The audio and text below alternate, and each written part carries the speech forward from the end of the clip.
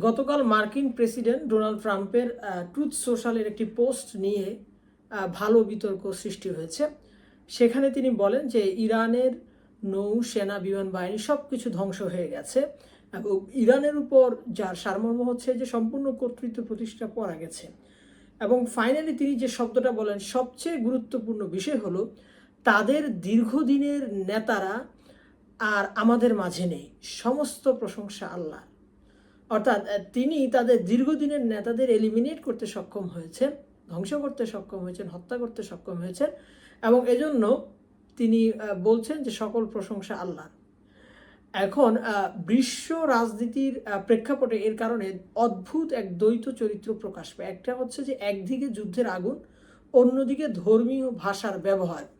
এই দুয়ের সংঘর্ষে তৈরি হয়েছে নতুন এক ধরনের বিতর্ক। নতুন বিতর্কটা কীরকম, যে যার কেন্দ্রবিন্দুতে রয়েছে ট্রাম্প, এবং তিনি আল্লাহর প্রশংসা করলেন, কিন্তু মুসলিম বিশ্বে তার স্বস্তির বদল এক ধরনের উত্তেজনা অথবা এক ধরনের মিশ্র প্রতিক্রিয়া তৈরি হয়েছে। প্রশ্ন হলো, এই মিশ্র প্রতিক্রিয়া বা উত্তেজনা তৈরি হওয়ার কারণটা কি, বা ক্ষোভ তৈরি হওয়ার কারণ কি?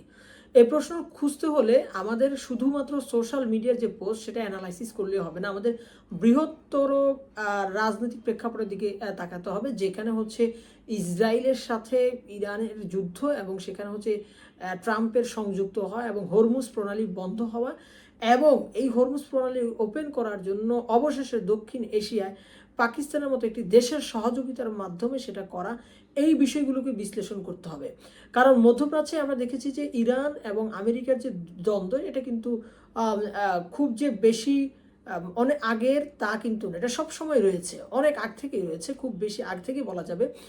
এবং দীর্ঘদিন ধরে এই দ্বন্দ্ব আসলে পারমাণবিক কর্মসূচি, নিষেধাজ্ঞা, অর্থনৈতিক নিষেধাজ্ঞা এবং নিজস্ব প্রভাব বিস্তার কে আরও সঞ্চারিত করা এই মধ্যপ্রাচ্য এলাকায়, আরব বিশ্বে, এটা নিয়েই কিন্তু কেন্দ্রীভূত হয়েছে এই ধরনের ঝামেলাগুলো।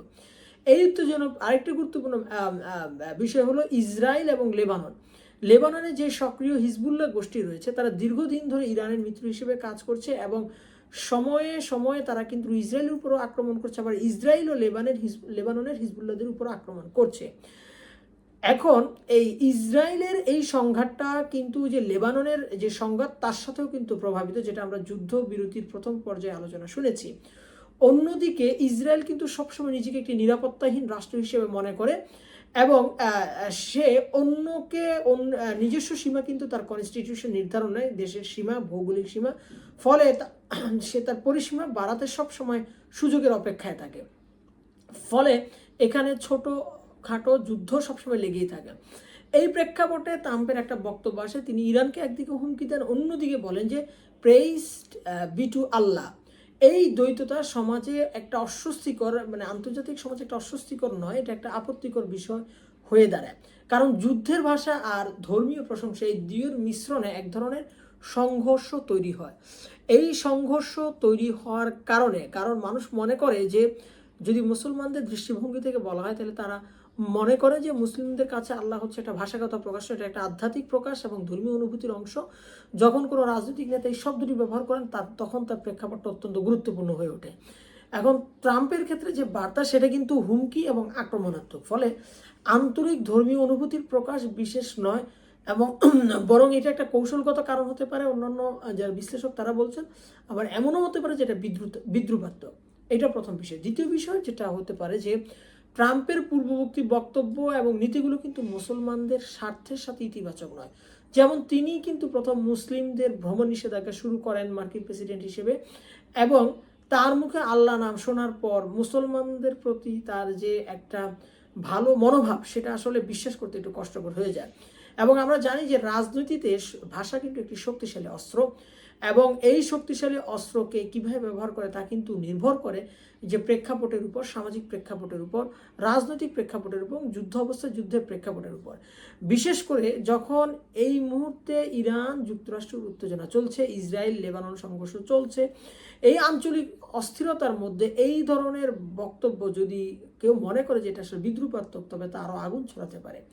যখন এই ভাষা যুদ্ধ, হুমকি বা সহিংসতার সাথে যুক্ত হয়, যখন এই ভাষা যুদ্ধ হুমকি বা সহিংসতার সাথে যুক্ত হয়, আমি যেটা মনে করি, তখন সেটা আর কূটনৈতিক থাকে না, বরং তা হয়ে ওঠে বিতর্কিত বা বিভাজনমূলক। ট্রাম্পের আল্লাহর প্রশংসা বাক্যটি একদিকে এটি সাধারণ ধর্মীয় অনুভূতির ধর্মীয় প্রকাশ মনে হতে পারে, আবার সেটা এরকম হতে পারে যে তার পূর্ববর্তী অবস্থান বা চলমান ভূরাজনৈতিক অবস্থান হয়তো কিছুটা পরিবর্তন হয়েছে, যে কারণে তিনি এরকম একটা বার্তা দিতে চাচ্ছেন। এবং বিশ্বযুদ্ধ যখন দ্বার প্রান্তে, তখন এই ধরনের একটু অসহনশীল অথবা বিদ্রুতাত্মক মনোভাব কিন্তু বিশ্বযুদ্ধে ঘি ঢেলে দিতে পারে।